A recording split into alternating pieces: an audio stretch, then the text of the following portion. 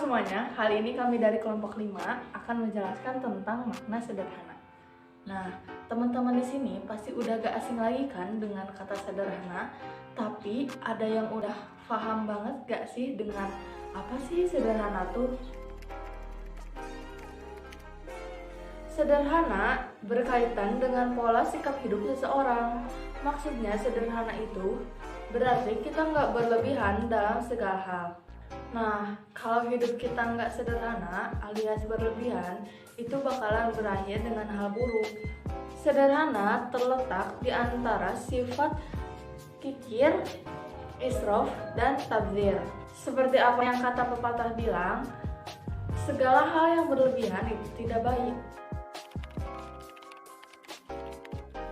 Arti surat Al-Furqan ayat 97, dan orang-orang yang menginfakkan harta mereka tidak berlebihan, tidak pula kikir di antara keduanya secara wajar.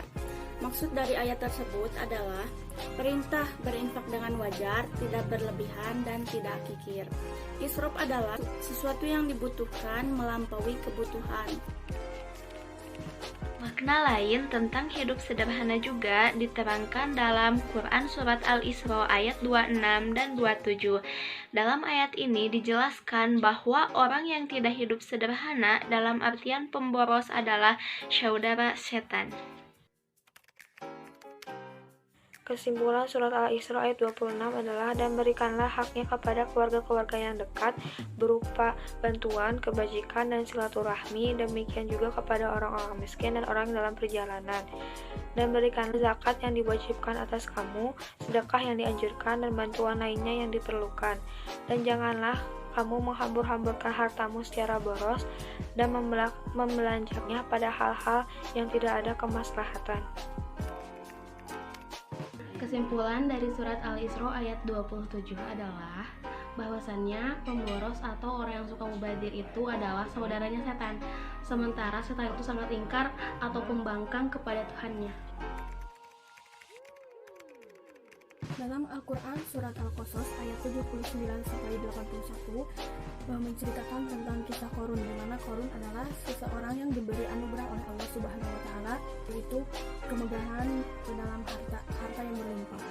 Tetapi dia menggunakan hartanya dengan yang tidak baik dan benar, itu dia tidak menumbuhkan sikap sabar atas harta yang dia miliki. Tentu saja pada ayat 29 yang artinya, maka keluarlah dia Qarun kepada kaumnya dengan kemegahannya. Ketika Qarun keluar, ada dua golongan kaum yang memberikan respon yang berbeda. Yang pertama dari kaum yang cinta dunia, mereka memberikan respon bahwa mereka ingin seperti Qarun. Terus Qarun adalah seseorang yang sangat beruntung karena mempunyai kemegahan harta. Nah, itu bagi orang-orang yang cinta dunia. Kemudian pada ayat 80, orang-orang yang dianugerahi ilmu oleh Allah Subhanahu wa Ta'ala memberi respon yang berbeda dengan orang yang cinta dunia. Mereka berkata, celakalah kamu, yaitu kamu ke Qarun. Ketahuilah, pahala Allah lebih baik bagi orang-orang yang beriman dan mengerjakan kebajikan. Kenapa mereka mengatakan hal seperti itu? Karena Qarun tidak menggunakan hartanya dengan baik, itu memamerkan, sombong, bahkan tidak menginfakkan hartanya tersebut. Qarun hanya menyimpan hartanya hanya bagi dirinya sendiri. Nah, kemudian para Allah lebih baik bagi orang-orang yang beriman dan mengerjakan kebajikan, dan pahala yang besar itu hanya diperoleh oleh orang-orang yang sabar. Yang sabar dalam menahan rasa sombong, karena Qarun tidak bisa menahan rasa sabarnya untuk memamerkan hartanya. Nah, dari situ, karena Qarun tidak memiliki sifat sabar, maka Allah turunkan azab bagi Qarun, yaitu, maka kami benamkan dia Qarun bersama rumahnya ke dalam bumi, maka tidak ada baginya satu golongan pun yang menolongnya selain Allah, dan tidak termasuk orang-orang yang dapat membela diri. Nah, di sini karena posisinya di atas tanah, otomatis tidak ada yang bisa menolongnya, mau dari atas, mau dari manapun, ya pasti akan jatuh, akan terbenam oleh tanah itu sendiri. Nah, itu balasan bagi orang-orang yang tidak bisa menumbuhkan sikap sabar. Contohnya yaitu dari kisah Korun. Begitu, ada beberapa perilaku dan sikap yang harus kita aplikasikan dalam kehidupan sehari-hari.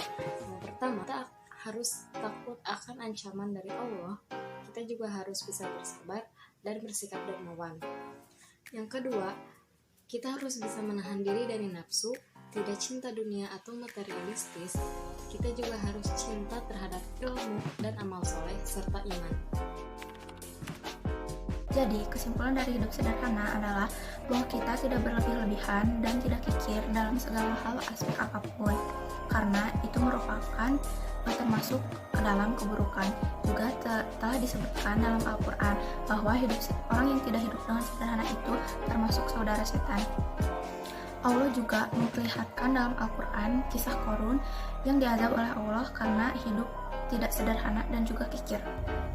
Ada beberapa perilaku yang dapat kita lakukan supaya kita berusaha untuk menjadi orang yang sederhana, yaitu bersedekah, tidak terlalu cinta terhadap dunia, menahan diri agar tidak sombong, sabar, cinta ilmu, cinta amal soleh, dan takut terhadap ancaman. Sekian yang dapat kelompok kami sampaikan, semoga ilmunya bermanfaat.